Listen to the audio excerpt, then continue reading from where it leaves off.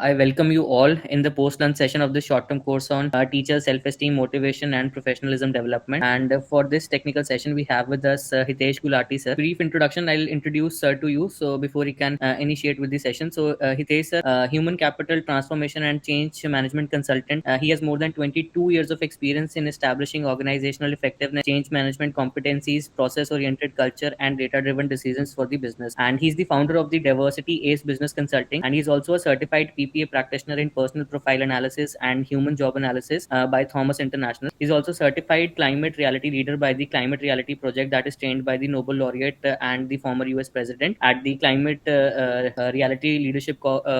That was the virtual training program that held in July 2020. And he's also the certified master trainer under the Green Campus program that is organized by the Climate Reality Project India. And just like here in NITTR Chandigarh, he's been adding values to many of the organization as the industry expert and the research person, including NITTO Chandigarh and Mahatma Gandhi State Institute of Public Administration Chandigarh, Ministry of Micro, Small and Medium Enterprises, MSME Development Institute Karnal, and many other. And sir has been acting as chair, member, external expert, honorary director of many of the organizations. So without wasting any further time, I would like to welcome such an eminent expert amongst us. So very warm welcome to you, Hitesh sir, and we really hope to learn from your extensive. Thank you so much, Kamalji. With such a heavy introduction, I think you have laid the foundation in such a way in which all dear faculty members would be having a lot of. And as I always say, Kamalji and Dr. Wat and my dear faculty members, as you also come from a diverse background of education, as well as I'm sure a lot of you might be having a background of industry as well as education domain also. So we'll keep it interactive in which you also participate in the discussion. I'll not keep it a monologue, and I'll request all dear faculty members be a part of this. This is how we'll go for the next one and a half. And I'll make sure that I will complete the session by 4 o'clock, or you can say 5 or 10 minutes, so that it becomes easier for everybody to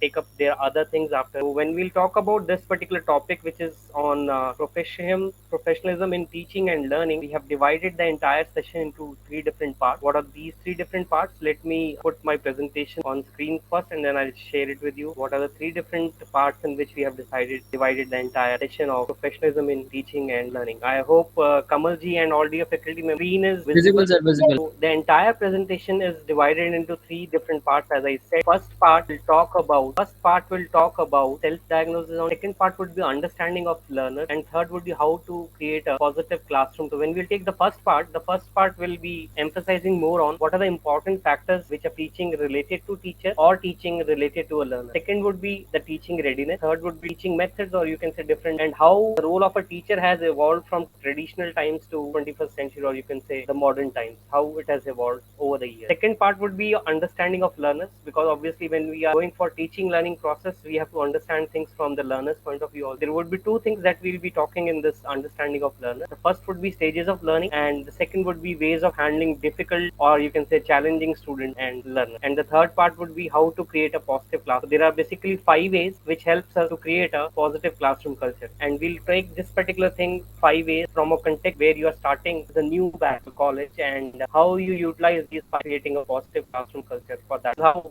the entire 3 different sections will go into different sub parts which are being mentioned. Talking about the first part, which is on this is how we'll end. The end part will talk about what are the qualities of professional in modern, what kind of qualities that the modern teacher should have. Now we'll take one by one. All first part, which will talk about important factors affecting teaching. So my dear faculty members, I'll request you to please get involved in this conversation, and I'll start with this question to you. What are some of the factors that affect teaching related to teacher? Or to make it easier for you to understand, let's suppose if you are taking me as a teacher in your particular college or institution, so what are the factors that you'll consider while comparing it with teaching related to teacher? What are some of the factors that we consider? Either you can unmute and share, or you can write it in the chat box. In between 2 or 3 questions I have kept in Mentimeter also, so that it becomes more interactive in it, where I'll also take your views on Mentimeter. So I'll request faculty members to please let me know, what do you think, what are the factors which affect teaching related to a teacher? Can we have some answers? Sir, interaction with students and subject delivery, sir. Very right, Dr. Rajesh. Interaction with students and subject delivery. Apart from Yes, that, so sir, apart Rajesh, from the this class- will come in. Yes. Rajesh, sir, this will come into teaching related to learner. I'm saying Yes. teaching related to teacher. When you are Yes. thinking that I'm hiring Hitesh for, let's say, civil engineering subject, so what are the things that you'll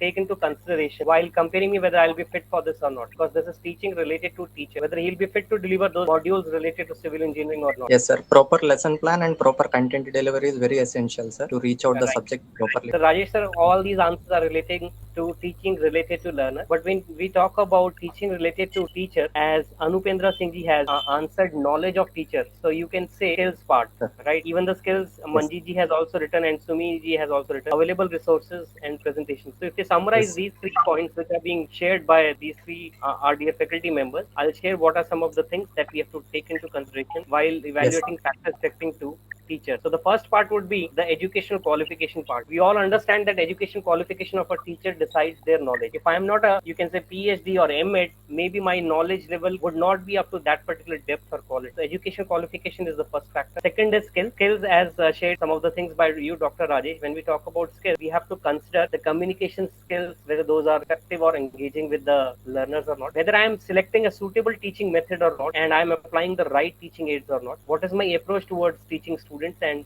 how do I guide or mentor? These are certain skills which should be taken into consideration while evaluating teaching related to teachers. The third part is experience. We all understand when we have that experience related to that particular domain, the teacher is in a position where they can have better understanding about that particular topic, and they can even you can say they can share a lot of examples from the industry also related to that particular module. That, and the last is subject matter. So there comes a time when teachers who do not have knowledge of a particular subject are assigned to teach that subject. If that is there, obviously the delivery would not be proper. In such a situation, passion and motivation to research about that and teaching students to help them will help them you can say master that particular subject area. So these are some of the factors which affects teaching related to teachers. Now let's go to the second part, Rajesh, in which you were sharing some things related to teaching related to learner. The factors would be relating to learner would be support materials, as you were sharing, Dr. Rajesh. So when we talk about teaching materials, teachers, they have to work with assessments and scores of students also. When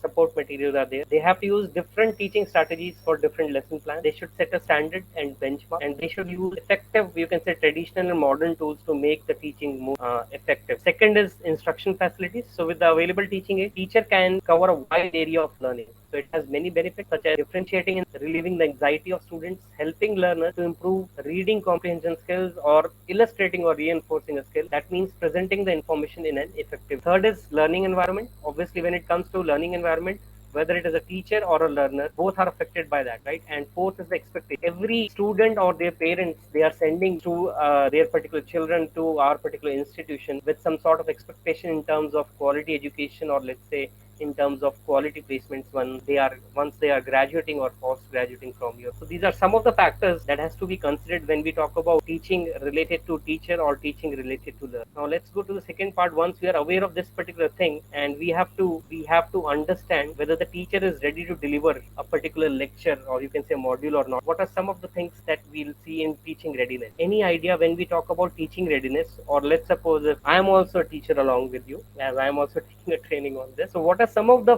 factors you can say, or some of the things that I should consider while understanding that I am ready to deliver this class or not? Shaded on this, now I have gone to the what are the key checkpoints that I'll consider before going for delivering a lesson plan, or you can say a lesson in the class? Can we have some answers? Either you can unmute and share, or you can write it in the. I do understand post lunch sessions are a bit difficult for you as well as for the resource person, due to once we have that heavy food, it's difficult. Dr. Puta has written lesson objectives and outcomes. Sumigu has written lesson objectives, and I'll put it in a very simple way. What are some of the things that I have to consider while going for teaching? Obviously, these are the things one has to consider, because the teacher should be ready with the lesson object material as per the level of the students. Obviously, this is important because this comes to the knowledge part. When we are transferring that knowledge, subject knowledge, what are the other things that the teacher has to look from their own point of view? Give you a hint, might be you are very energetic on one particular day, but on the other day you are not feeling that energy. Way of delivery and subject knowledge shared by the key learning which you want your students to know. Along with this, what are the other things that we have to see whether we are ready to deliver that particular lecture or not? And why I'm saying about two different instances on which one day I'm fully enthusiastic, or you can say I'm fully energetic to deliver my lecture. The next day I am down, and I am down can be due to any particular reason. My mood is not good. So what can be other? Thank you, Prashant ji, Sunil ji, and Akhilesh ji for writing teaching methodology and approach, smart way to deliver, passion. But there would be some other things also we have to consider while going to the class, because based on that, sometimes whatever we have planned in the class also, but sometimes we change our particular, you can say,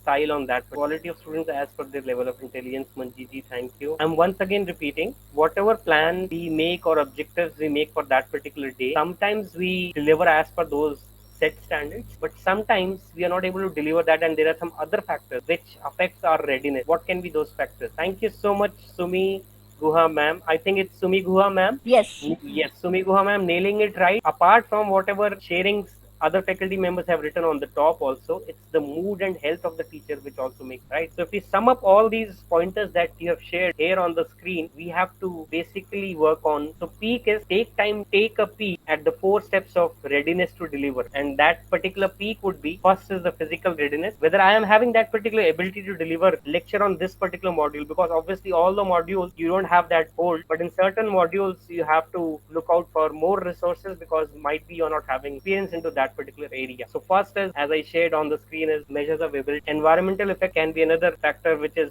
related to the physical readiness, and as shared by Sumi ma'am also here, health status. If I am not well, or if I am suffering from fever, or let's say cold, that can also, while I'm delivering my particular lecture in the class. In terms of emotional readiness, anxiety and stress, we all understand that comes with our thoughts. If we are too much into the present, if we are too much into the future, that will create some sort of anxiety, and if we are too much into the past, that will somehow increase our stress level. What is our motivation at that particular time? How is our risk taking behavior? Because if our emotions are too much you can say disturbed at that particular moment, are we able to channelize our particular, you can say, class in such a way where we can quote examples from the things which we didn't plan in the lesson plan, but that were a part of that particular model. So in terms of what other methodologies you will adopt in order to make sure that you are ready to deliver that. Lastly is frame of mind when it comes to emotion. In terms of experiential readiness, what is my level of aspiration when I am going to deliver that? What is my domain exposure in that? And how is my locus of control? Whether I am able to achieve that particular situation and I am able to overcome that, and how is my orientation,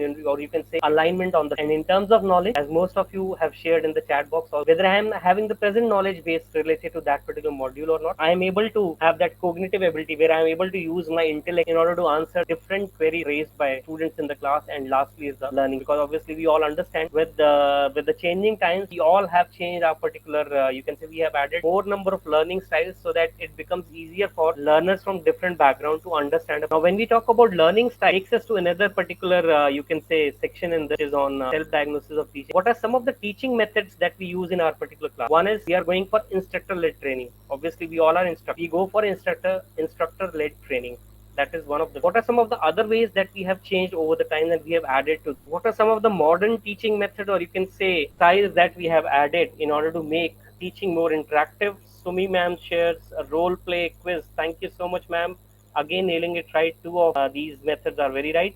I'll also share around 6 or 7, not more than that, although there are more numbers. I'll share more related to the teaching part, not related to the corporate training part. Group discussion is another. Gajanan Sariyam sir is shared. Discussion is one. Very right, sir. Contest group assignment. Very right, which we sometimes call it as collaborative training when it comes to collaborate group assignment. Can we have some more answers? What are the other different you can say modern teaching methods? Can we have it on the chat box, or you can unmute and share using digital media?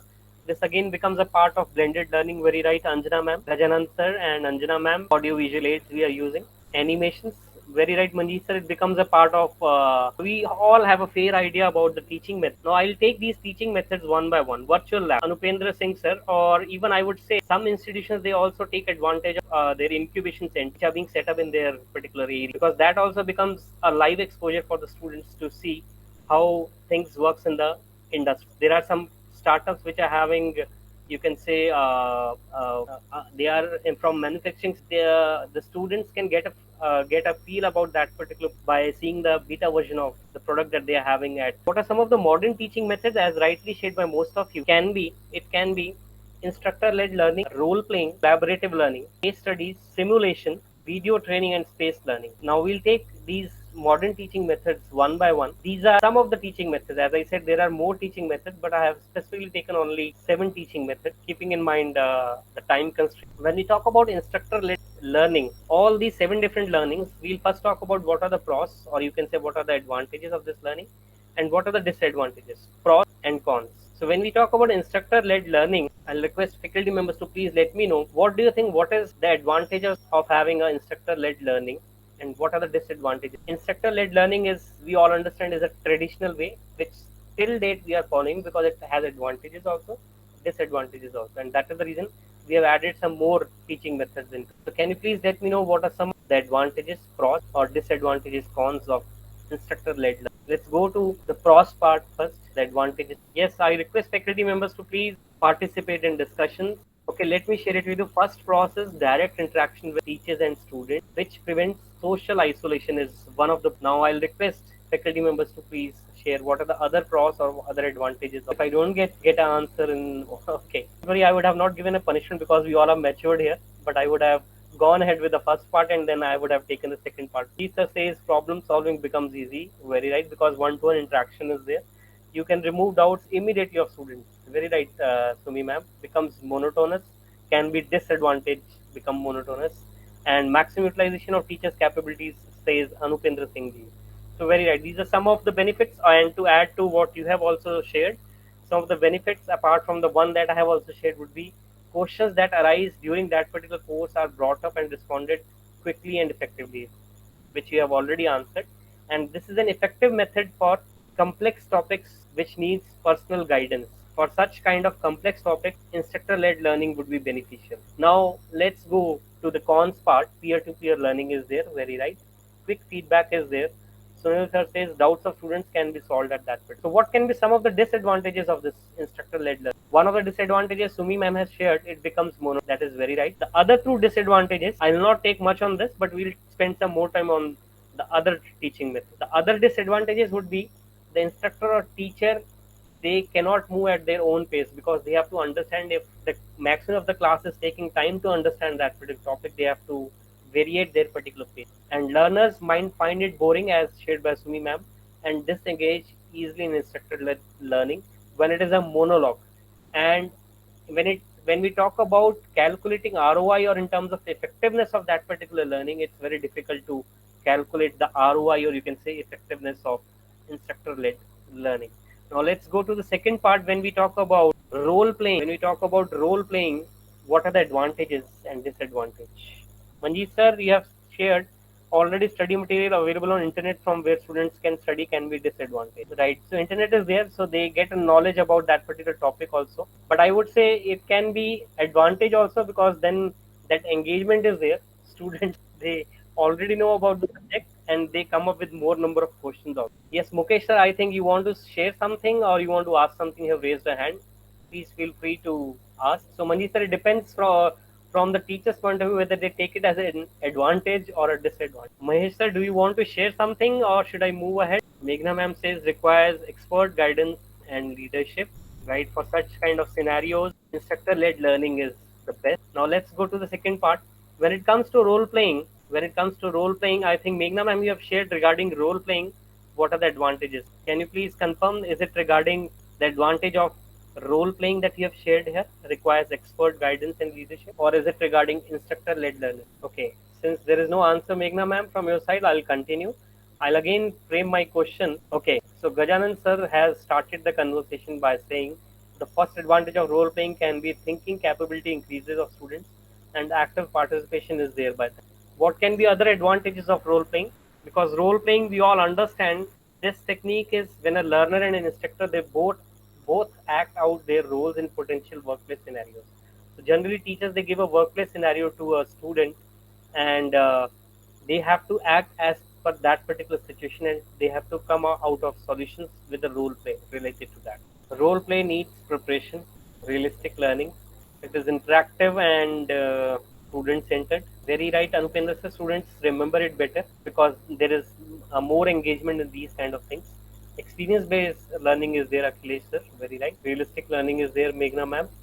So very right. When we talk about advantages, the first advantages of role playing would be for it role playing for relatable scenarios. It boosts learners' engagement, and second, it encourages learners to utilize problem solving and critical thinking skills in that particular moment, and it also prepares learners for difficult work scenarios. And given it a case, if it is a case of solving a customer problem, it improves their customer interaction skills. Now, what can be some of the cons, or you can say some of the disadvantages when we are talking about role playing? Very right, Manjeet sir. Students enjoy the role plays and learning becomes easy because they are involved in that particular role, and it becomes easier for them to absorb that particular module, or you can say the subject which is being taught in the class. What can be some of the disadvantages? Because we all understand when we talk about role playing, sometimes it sticks to the time, that role play. Sometimes it goes beyond the time limit that we have decided for that role. So Sir, not all students get the chance to participate. yes, very right, Manjeet ma'am. I'm sorry, I was saying Manjeet sir. Manjeet ma'am, you are right. Not all the students they get a chance to participate. So it depends upon the instructor or the teacher what kind of role plays they are deciding, whether it is involvement of the entire class or there is a group of students which are only involved in that. It's time consuming, very right, Meghna ma'am. Good to see your responses as shared by both of you. It requires more of learners' time, and sometimes it hurts, or you can say it disturbs our productive time. And it is unnecessary for simple, straightforward topics. For such kind of things, we should not have role plays. And not everyone is comfortable with role playing scenarios.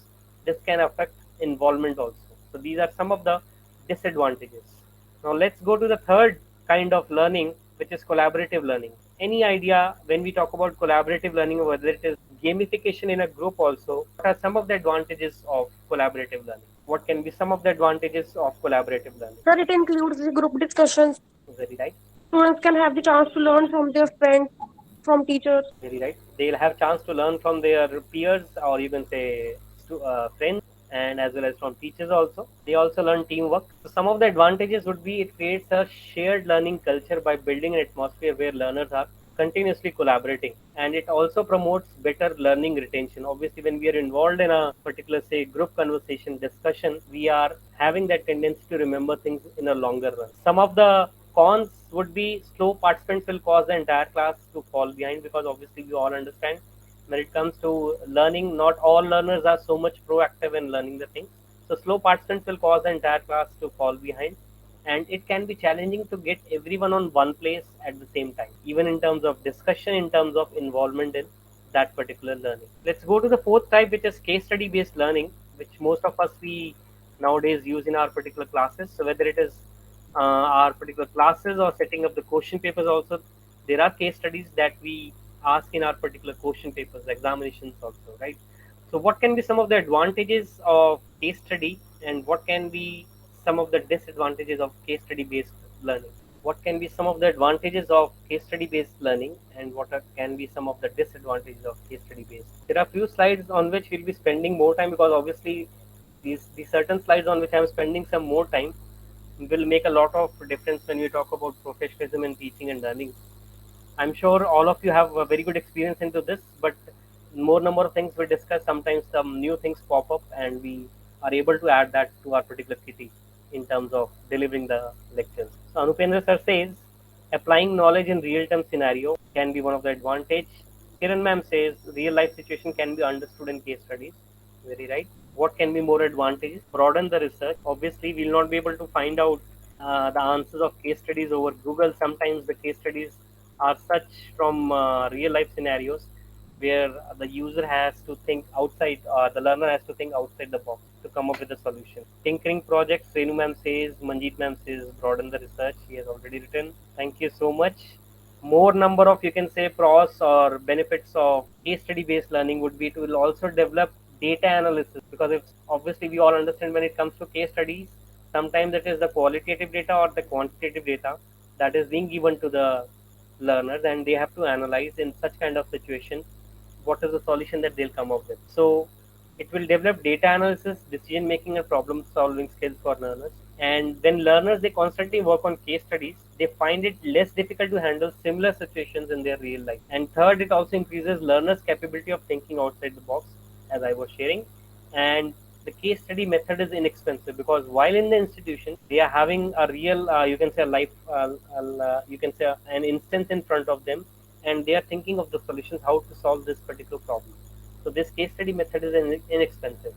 But in terms of disadvantages or cons, it is, you can say, very time consuming method. There can be, well, means in certain times it can become very labor intensive method of collecting data when it comes to, let's say if there is some numerical data which is being provided to the learners. Sometimes it becomes labor intensive and they take a lot of time to resolve that particular case study. Again, the productive time is wasted in that. And as I said, time consuming for learners, because Every learner would not be in a situation to analyze whether it is the qualitative data or the quantitative data in the right way. So it can also become time consuming at times when it comes to case study based learning. In terms of simulation, we all understand in what kind of scenarios simulation trainings or learnings are being done. Thank you, Pratipal Singh Solanki ji. You have written students thinking on what on that, so we get different perspectives. Very right. That also is one of the advantages of case study based learning. And Manjeet ma'am says less preferred over other teaching methods due to complex. Yes, Manjeet ma'am, it depends. Sometimes the case studies are too complex, but obviously we all understand we should encourage case study based learning with the students, because then they are able to uh, you can say combine both the things, theory as well as real lifetime examples of solving that particular solution. So then it basically enriches their, you can say, mindset in resolving that particular problem when they are facing such problem in future also, right? Simulation kind of learning or simulation trainings, and what kind of scenarios this is good. Okay, I'll go a bit fast because I'm taking a lot of time on this. In terms of simulation training basically lays out different scenarios that allow learners to participate to practice tasks that mimic the actual work of this specific job role. If we take an example, like there are certain high risk, you can say, fields such as pilots or doctors. So simulation trainings can be done for these two professions also, but there are other professions also. In terms of pros, or you can say advantages, it builds skills such as problem solving and critical thinking under pressure, because the kind of profession that I mentioned you in the starting also, these are jobs which these are domains in which people are always in pressure. So it builds skills such as problem solving, critical thinking under pressure. And in simulation learnings, or you can say training, learners can make decisions in a risk free environment, and it experiences the consequences of different decisions that they take. It offers learners participation and keeps them engaged and focused. It also allows learners to improve their skills by learning from their own mistakes, or you can say errors. And it also gives learners gain a better understanding of the consequences of their actions and the importance of reducing mistakes. As I said, this is a high risk. In case of high risk fields, this kind of training is very productive. In terms of cons or disadvantages, these exercises can be expensive. Second, it is not always, we are not always able to recreate the real life situations. So this can be the another disadvantages. And third would be learning simulation require regular updates and maintenance based on the changing industry trends. So every time it's not necessary that the institution will be, or the instructor would be able to update the students with the changing industry trends. If he or she can update on that, obviously they have to be regulated, regularly updated themselves before they transfer that knowledge to the learners. And simulation training may also provide a faulty sense of safety, because obviously when we are talking about simulation trainings or learning, we are given that environment, but that's not the exact environment when the person is working in such high risk fields. So this is an environment, you can say an environment similar to that, but that's not the exact environment that they'll get when they are working real on you can say real life scenarios like high risk. Let's go to the second last part, which is video training. What can be some of the advantages of video training, and what can be some of the disadvantages of that? Yes, can we have some answers? Yes, Anupendra sir, virtual lab and engineering students are very helpful, because they get to work in a scenario in which they are given that environment as if they'll be facing it in the real time. What are some of the advantages of video training and disadvantages? Or let me go faster on this now, right? So some of the advantages of video training would be videos, they offer better engagement for our learners, resulting in a higher likelihood of information retention. So whether it's related to working of some machinery or some other thing, they'll have a better likelihood of retaining that particular information. It will also enable learners to learn it at the time of their own convenience without hindering their productivity part. And lastly, it offers better retention, better engagement, and learner attention in comparison to basic text document or traditional classroom seminars. There, they'll be having better retention in terms of that and better engagement. Right. In terms of cons, video training does not offer the in-person level of human contact. So if somebody is having some doubts, obviously those doubts have to be then cleared in instructor-led learning sessions. And sharing videos on regular basis can be time-consuming when it comes to updating any information changes in that particular thing. So let it be related to a particular machinery that we are talking about, the functioning of a machinery. But if some new machines are being added in the same particular arena, what are the some of the new features which are being added in that machinery? That regular information has to be flown from the instructor to the learner. Then only it becomes beneficial. Otherwise, this becomes a disadvantage in terms of video training. Any idea what is space learning? My dear faculty members, any idea what is space learning? And trust me, we all understand. I'm sure we all would be aware of space learning, and it has no relation with space. But what is space learning, and in what kind of scenarios Sir, we use? Yes, I think homework given to the student. Manjitam, can you repeat it once again? Homework sir homework students को जो हम homework देते हैं. Homework नहीं Manjeet ma'am, it is not exactly homework, थोड़ा different होती है, आप सोचिए एक बार. I think Renu ma'am you also wanted to share something. You unmuted and you wanted to share something. Space learning is different from what you have shared, Manjeet ma'am. Sir, maybe it's like Please give it a try, Renu ma'am. Whatever you want to share. Distance mode learning. Distance throughout learning. This is what you are saying. No, Distance. no, distance mode. I write in Uh, the chat. okay. And Sumi ma'am, you also wanted to share something. Giving them some topic and giving them time to think about it, and then tell something like that, maybe. Very close, Sumi ma'am. Very close to what you are sharing. But it sir there are repeating the concepts after regular intervals of time. So giving them some time space yes. to learn and go through it, and after that again revising the things. So this brings Very rightly said, Renu ma'am. And in effective what learning. kind of topics, Renu ma'am, what kind of topics do we adopt this space learning method? Sir, in Topic. fact, I took this concept in all these whatever that was taught in the complete week Yes, in the 4 lectures. So yes. next week, brief review overview of Recap that. of those sessions, right? So Yeah. This is one, and sometimes when we have some lengthy topics or complex topics, in that cases also space learning is a very good method that we adopt, right? Because if the subject is too complex or too lengthy in nature, after some time students, or you can say the learners, will not have that interest in understanding that particular module, right? So space learning can be beneficial in those particular areas also. Apart from the one that you have very rightly shared, Renu ma'am, these are the instances in which space learning methods are being adopted. And in terms of, you can say, the pros or advantages is it overcomes the effects of forgetting curve by providing learners with periodic review, as shared by Renu ma'am, that we do a recap of the sessions, and it reinforces previously learned knowledge. It also incorporates interactive and real world scenarios into learning programs, and it prevents fatigue or reduces mental exhaustion and keeps learners engaged with the content. In terms of disadvantage or cons, the knowledge retrieval exercises can be challenging for some people, because we all understand every learner is having a different intellectual level. So sometimes knowledge retrieval exercises can be challenging for some people. So these are some of the cons when we talk about space learning. Now let's go to the last part of the first section, which is evolving role of a professional and modern teacher. And my question again now will come in the chat box, and this is a Mentimeter, a question on an application called Mentimeter, on which you have to answer. And the question goes in your chat box here. I mean to say, the link to attempt that question will go in the chat box, and you have to open that link to answer this question. You have to express your views there. So there is a link in the chat box.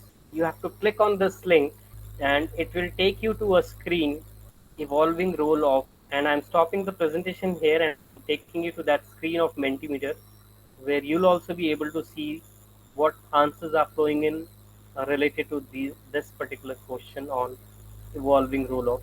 I hope all of you are able to open this link on your laptop screens or mobile screens, whatever gadget you are using. Yes, sir. Now what is to be done? Now you have to express your views how the role of a teacher has changed from traditional times to modern times. Then I'll also share how the traditional learning has gone into, means how the things have changed from traditional learning to the modern learning. I hope when you open this link, you were able to record the responses there. Once, my dear faculty members, you start giving response to this, you will be able to see the responses. And trust me, it is an anonymous, you can say, it would not be shared that who has shared what view related to this particular question. To see one response, traditional teachers were seen as the primary source of knowledge. The paper states that the modern teaching approach is mostly experience based and learner centered, while the traditional teaching. Thank you so much. Second response is teacher has now to guide more and help the students to distinguish useful resources and discard unuseful content. Very right. More the information you have to differentiate between what are the useful resources and discard unuseful content. Teacher nowadays has to member more, be more friendly. I'm sorry. In traditional time, teaching was though through verbal communications. However, these days through ICT, teaching learning pedagogy has also changed. So this includes PPTs, videos, online quizzes. The teachers are more tech savvy. They use different tools. Very good. Nowadays, it is.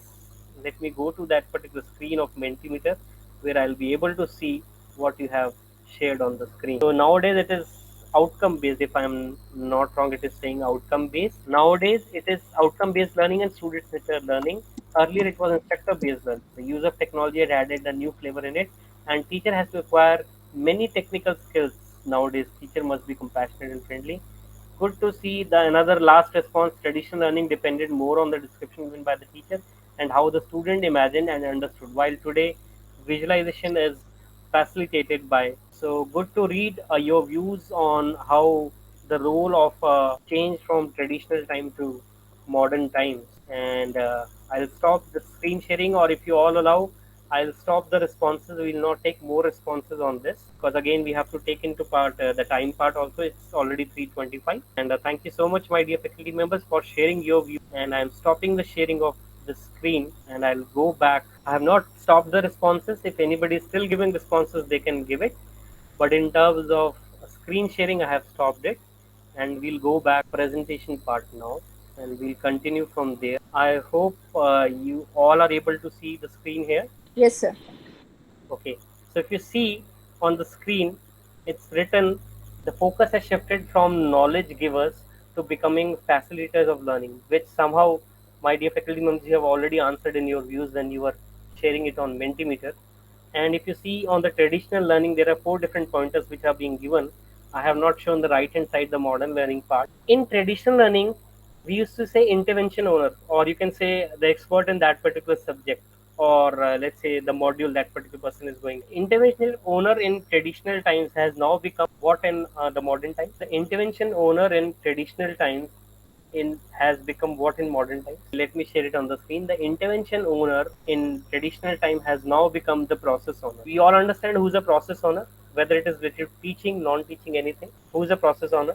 Can anyone unmute and share, or probably write it in the chat box? Okay, let me share it with you. In terms of process owner, now the instructor is focusing more on long-term learning process. Plus, there is another thing. We all understand that the things are changing at a very fast pace. Similarly, it goes with our particular pedagogy also, our teaching style also. So, convoluted learning processes or continuously changing those processes has also become a part of the process owner. So now the new, you can say the modern instructor is working more on both the things, long-term learning processes as well as convoluted learning processes, making changes in this process, or you can say minor changes whenever it is required in that, rather than going for changes after so many years. So this is how it has changed from intervention owner to process owner. Then comes the second part, which is presenter. The instructor who was a presenter earlier has now become any idea? Any idea? We all are doing that in modern times, but we are not having a proper word, or a proper word is not coming to our mind. A presenter in traditional time has now become, I think I have to go fast on this. The presenter in traditional time has now become information architect. Any idea what will be the role of an information architect in modern times? Facilitator, moderator.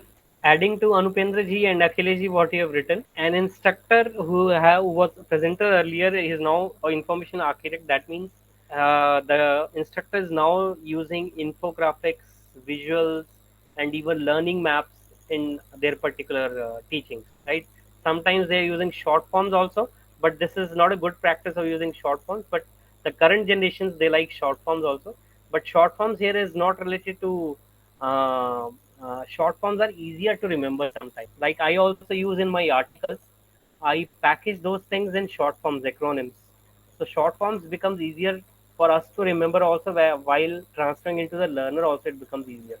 So short forms is another way in which information architect is using that particular knowledge. An orator in traditional learning has now become, yes, an orator in traditional learning has now become an editor.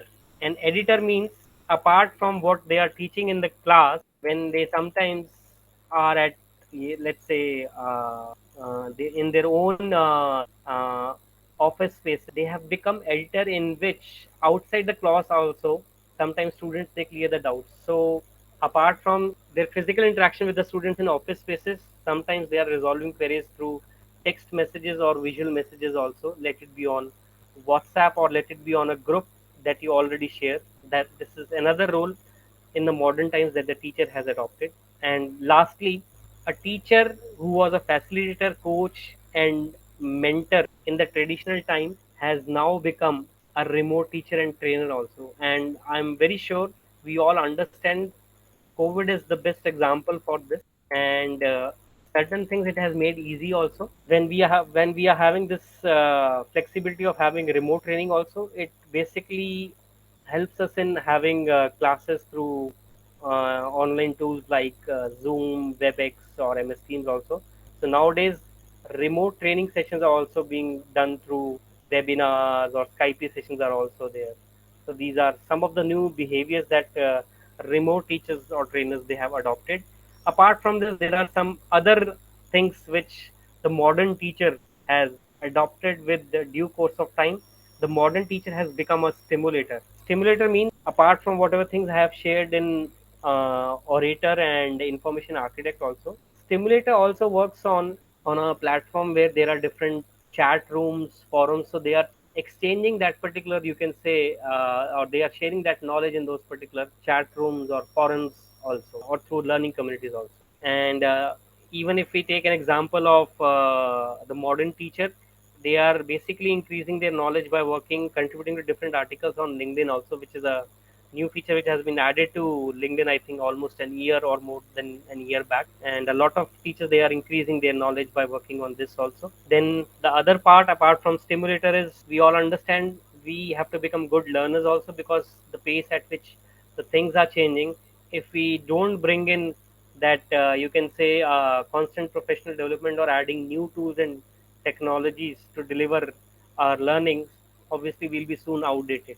And lastly, the modern trainer or teacher has also become a blended learning designer. Any idea what is a blended learning designer? We all are using different tools and technologies. Any idea what is blended learning design? Blended learning designer means we know variety of training methods and we fit the methods to learning situation, like which kind of situation, which method would be the best. And this also includes using of ICT also, as most of you have answered about the evolving role of a professional modern teacher. In that also you have answered that a lot of faculties are now using ICT also as one of the tools. So they have also become a blended learning designer. So this completes our first part, which is on self-diagnosis on teaching. Now comes the second part. Once we are aware of what kind of readiness we should have, what kind of methods we should use, and how our role has evolved, the second part that will come into consideration is understanding of learners. So understanding of learners can be in two stages. What are the different stages of learning? How basically a learner learns, and how we have to handle difficult or challenging, you can say, students or learners. So what are the different stages of learning that would be there when we are talking about learning? Do you think learning comes very easy when the student or the learner is there in the class, or there are different stages that the student or the learners they go through? We are also learners, so what can be those different stages of learning? Or let's make it simpler, because it's 3:35, again the time constraint. I'm showing it on the screen. There are four different stages of learning. It first starts from unconscious incompetence, as it's written on the that circle also, we start here. Then comes the second stage of conscious incompetence. Then the third stage is conscious competence, and the fourth stage is unconscious competence.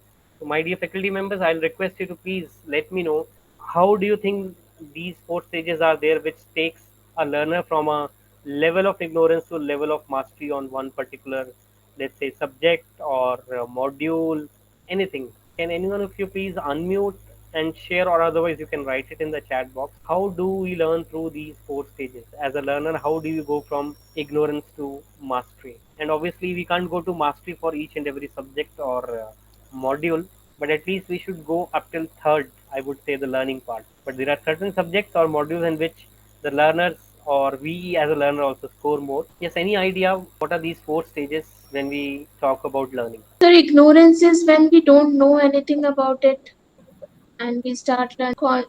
Then awareness is that we have learned that concept. For example, initially I may not be knowing about Internet of Things. Then later on, after studying some theoretical topic, I come to know about IoT. Conscious competence is we are able to use this new skill with effort. This means I am able to apply the concepts of IoT and I have made some application out of it. And the mastery level would be that I would have done something innovative after using that.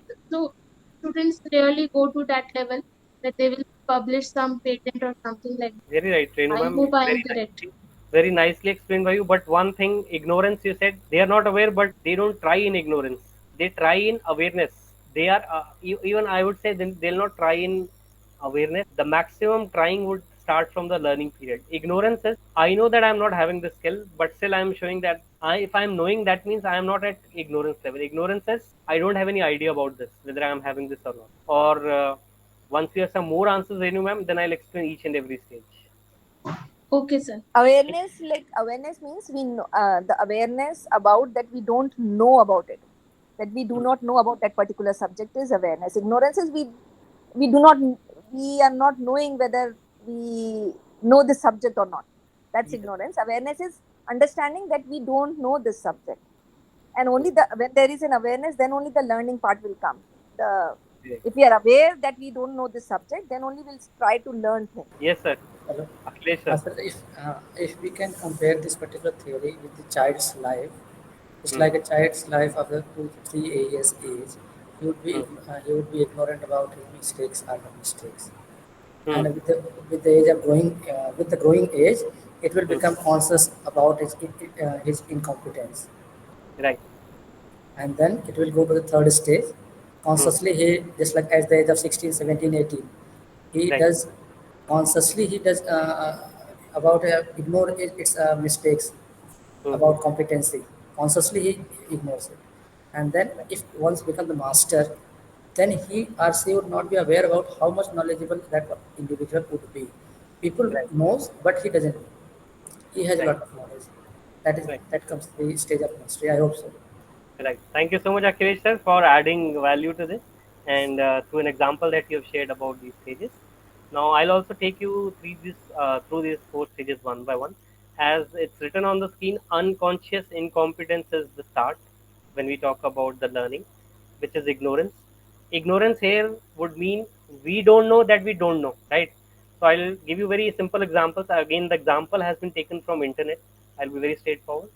So an energetic 2-year-old boy wants to ride a bike that he sees his older brother riding, but he doesn't know that he doesn't know how to ride it. So most of us in our business who have never had extensive feedback about our interpersonal skills are at this state of unconscious incompetence. Then comes a better stage, which is conscious incompetence. We don't know.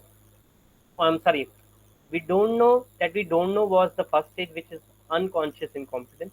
Conscious incompetence means we know that we don't know. So here we learn that we are not competent at something. Again, if we take an example of interpersonal skills, we know that we are not competent at interpersonal skills. So this often comes as a rude awakening. And same example, if we take of that 2-year-old boy. So the 2-year-old boy gets a bike and falls off.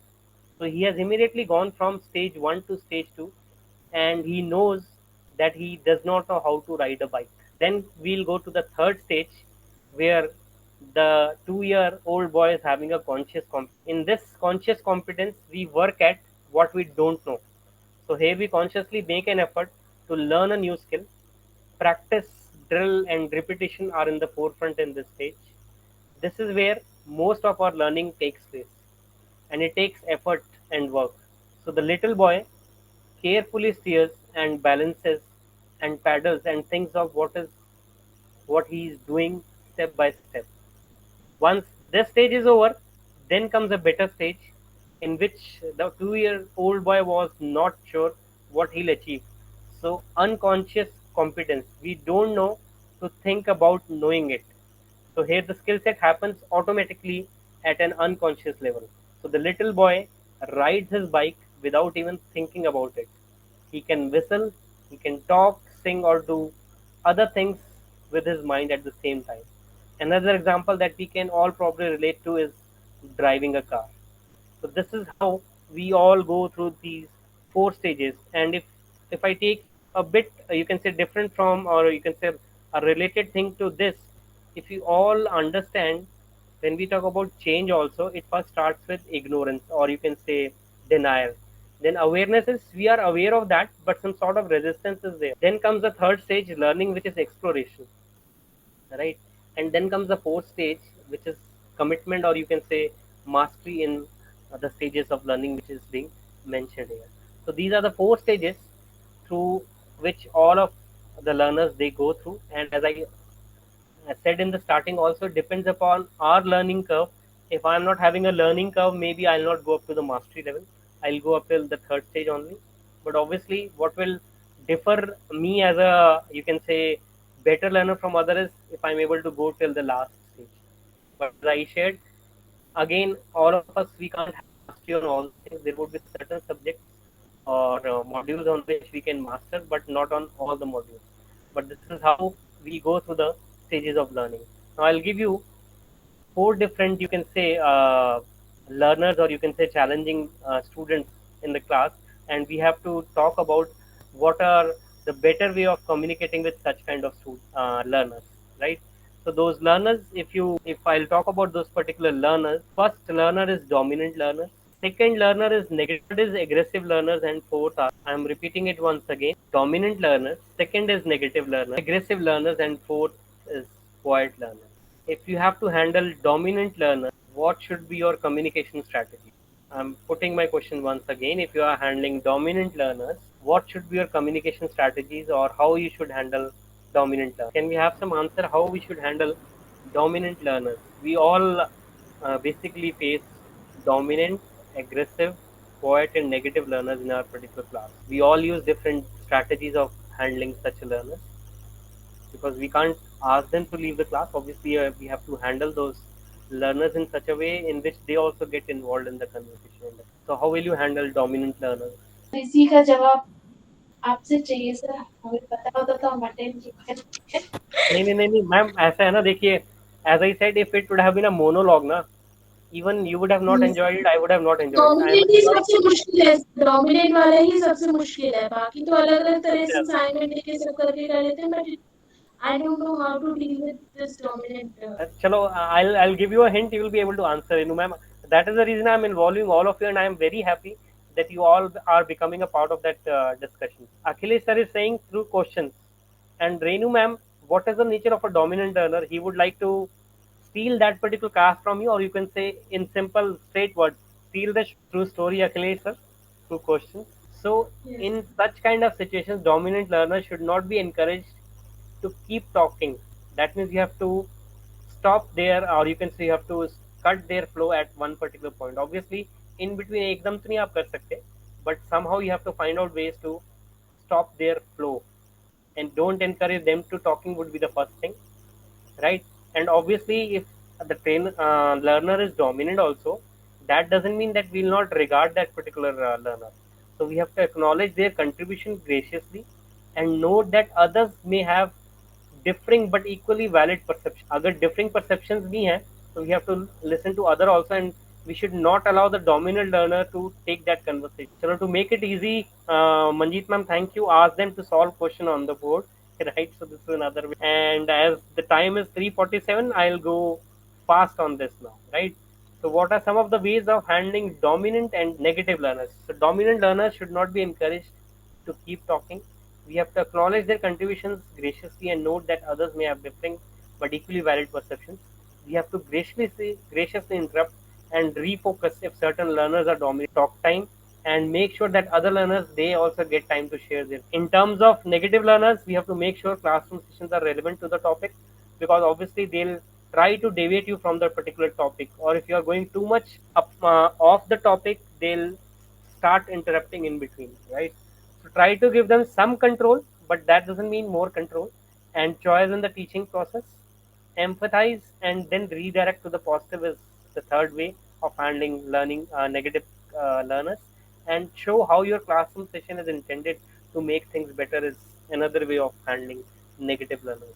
Now the last two the other two type of learners are aggressive learners and quiet learners. So for aggressive learners, we have to establish rapport by learning and by affirming positive contributions during the class, and you have to let them know that you do not tolerate or nor will you allow them to be verbally aggressive to others during the class. In terms of quiet learners, again, quiet learners, it's not very easy to handle quiet learners. Thank you, Pankaj sir. You have written offer opportunities from the dominant learner to share their thoughts. Very right. We should not stop them, but we should give them a chance to share their own thoughts also. In terms of quiet learners, as I said, it's very difficult to handle quiet learners also because they are too much sensitive at times. So we have to avoid putting them on the spot, avoid assigning seats to them. Sometimes we change their sitting arrangements. This should be avoided for quiet learners, otherwise they are disturbed, and sometimes they can emotionally break also in the class. Don't evaluate or assess them based on how much they talk. Make discussion safe for them to express their feelings and opinions by being supportive. Even though if they have answered something wrong also, we have to be more supportive in nature. As I said, emotionally might be I'm saying quiet learners might be, you can say, emotionally imbalanced also. But I'm saying in some cases, not in not all the cases. So that is the reason that third point is written. Don't evaluate or assess them based on how much they talk. And then preview session activities so there are no surprises for them. And lastly is praising their contribution is another way of handling the quiet learner. Now comes the last part. Once we are aware of the teaching, self-diagnosis on teaching, and understanding of learner's perspective, the last part, how we can create a positive classroom culture. And we'll take 5 ways which will create a positive classroom culture. And my dear faculties members, I'll request you make me understand how these 5 ways will help us to create a positive classroom culture. First is acceptance, then is your attention, third is appreciation, fourth is affirmation, and fifth is affection. Thank you, Manjeet ma'am. Give much and close attention to quiet learning. Now, how these 5 ways can help us in creating a positive classroom culture? Actually, I would have taken this question on Mentimeter again, but due to time constraint, I am not taking it. We are left with 9 minutes only, and I'll make sure 4 o'clock we end up this session. And consider that we are starting a new batch of students, classes. How these 5 A's will help us in creating a positive classroom culture for that new? Because obviously, we as faculty members, we do understand every year there is a new batch of students which come to our particular institution, and again we have to establish that positive culture in the classroom. So how should it start, and how these 5 A's are going to help? Okay, again, due to time constraint, I'll go ahead with this. First is acceptance, and when we talk about acceptance, this is the most important of all the A's, and the one that is most difficult when we begin to create a positive classroom management. So we need to accept our students wholeheartedly with their quirks or faults right now, or in other words, simple words, we have to learn to accept the doer and not the deed in the beginning. In the sense, sometimes we start making impressions about the learners or the students based on their deeds. So this is a time where we have to accept the doer as it is. I'm not saying in longer run we should accept it, but initially it should be accepted to a particular level so that the student also get, you can say, a feeling of being accepted in the class, right? But as I said, it should stop at one particular time. In initially for few classes, I would say 1 or 2 classes, it should be allowed. But in between, the rules for the classroom, managing that particular classroom should also be made clear to those particular students. So learning to accept the doer and not the deed is very difficult when we are beginning as a teacher. But initially, we have to accept it the way they are. Then comes the second part, attention, and we all understand. For attention, we have first we can work on one of the things is by greeting students at the door. One is students, they wish us, but sometimes we can also say good morning or good afternoon to the student, or a group of students which are even standing on the door or inside the class. Also learn their names, because once we learn their particular names, they also feel valued, so they also get that particular attention. And sometimes we have to listen to our students in our particular class. Apart from taking, you can say, classes on a particular subject, we have to listen to their own, you can say, ideas, trials, and dreams also. And then comes the third day, which is appreciation. When they are being involved in different exercises or assignments within the class, we have to focus on contributions that they make. If somebody is good in, let's say, one of the things, we should acknowledge those things and we should praise it in the class in front of all other class members, that these are some of the qualities that this particular person is having. So third is appreciation, and fourth is affirmation. Affirmation means when you can recognize and acknowledge your students' positive traits. So, like, let's take an example. Saksham, you are so dependable. If I am quoting one such statement, another is, Tushar, I know that I can rely on you when it comes to collating collaborative assignments. So by using such affirmative sentences, we can, you can say, improve the classroom culture, and some of the words which can be used in such kind of instances of affirmation would be cheerful, considerate, courageous, creative, dedicated, dependable, helpful, honest. These kind of words, and there are many other words like thoughtful, truthful, patient. These words should be used. And lastly is affection. Affection means you are having that unconditional love clause of life. I like you because I just do. So we have to show that particular feeling. As our mother also says, that what goes around, it also comes around. So the moment we are showing that particular affection to our particular student, the same things will be getting back in our particular classroom. And students, they'll be more likely to follow our policies, procedures, and advice if they see us in a as a friendly advocate rather than a fool. So that is there. That acceptance would be there between the teacher and the learner, and this will basically create a positive classroom culture. So we'll end up with one last slide, and before I start explaining, we'll talk about what are the qualities of a professional and modern teacher. So I have divided the entire set of qualities into three different parts.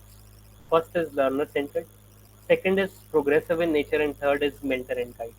So my dear faculty members, before I start sharing about this and we conclude the session on professionalism in teaching and learning, what are some of the qualities of a professional modern teacher when we talk about these three different sections: learner centered, progressive, mentor, and guide. And sorry, Sumi ma'am, I missed your content written here. Acceptance means by making sure that they understand, that they accept as that they that you accept them as they are, and you are there to help them. Very right, ma'am. So initially we have to be more into listening mode, but again in longer run we don't have to be more into listening. It has to be a mixture, listening as well as sharing thoughts. So what are some of the qualities of a professional modern teacher? Okay, I'll take it a bit fast because we are left with only 2 minutes. So quickly I'll show those qualities, and few of the qualities we'll talk, otherwise most of the qualities you also know the meanings. When it comes to reflective listening, how reflective listening is related to learner centeredness for a modern teacher. Yes, or any idea what is reflective listening? Why a modern teacher or professional teacher should be a reflective listener? Hello. Yes, sir. Yeah. The learner can understand the concept which you have taught, and they can paraphrase Mm-hmm. to revert you that yes, I understood. But they reflect their understanding on your teaching. Very right, Akhilesh sir. They understand your concept, and another is, one is we have shared our examples related to that. Another is they They are can also, also share their yes, experience and example. yes. So we have to So this listen to their experiences also, which will make it better for the teacher as well as the for the learner. further level of understanding and Yes. application in their life. Second is continuous learner. We all understand if we have to sustain longer in this market, we have to become a continuous learner. Whether we are a teacher, whether we are a corporate leader, or anybody in this particular, you can say, world, if we are a continuous learner, obviously the results would be better. Obviously, our learnings, or you can say teaching, should be focused on the learner rather than I being planning that this is my way of delivering the lecture should not be the ultimate objective. But the ultimate objective is how this, you can say, session or program would be beneficial for people who are attending it. So it should be focused on learner, and based on that we should basically design our particular modules, right? And in terms of progressiveness, we all understand a person who is progressive in nature is always adaptable, collaborative. He or she doesn't work with such a motive that whatever I am sharing is the right way of doing things. Or you can say that particular teacher or instructor is more of a facilitator. Rather than saying that this is the right approach of doing the things, that person will ask, do you think this is the right approach? So a facilitator always adopts an approach of ask versus tell. And resilient, why I have written resilient, because we all understand with NEP, new education policy, and changes in our education system, whatever modules you have decided, sometimes what happens is that particular class is not there and you have to take some other class. So teacher, or you can say a modern instructor, has to become more resilient in nature, bouncing back in shape, means able to handle the same situation in which they were not able to work earlier in a much better way. And in terms of the last pillar, which is mentor and guide, they have to understand the bigger picture and they have to become the pillars of support. Pillars of support doesn't mean that whatever is being taught in the class is the only thing that will be shared with the students. Even if they have some doubts outside the class, also, even if they ask us on chat or even on forums also or in groups also, we should be in a position where we should answer those particular queries, you can say, in due course of time. We should not take too much time in answering these particular queries. So this is how we have to extend, or we can have to go beyond our particular comfort zone if we have to be more professional and modern in this particular changing times. So this is all from my side, and I'm sorry I have taken 2 more minutes. So these are some of the pillars of support, and I'll be sharing this presentation. There are some resources also from which I have taken the content, which is mentioned in this particular presentation itself, and I'll be sharing it with Dr. Rakesh Vatsar and Kamal. So this is all from my side.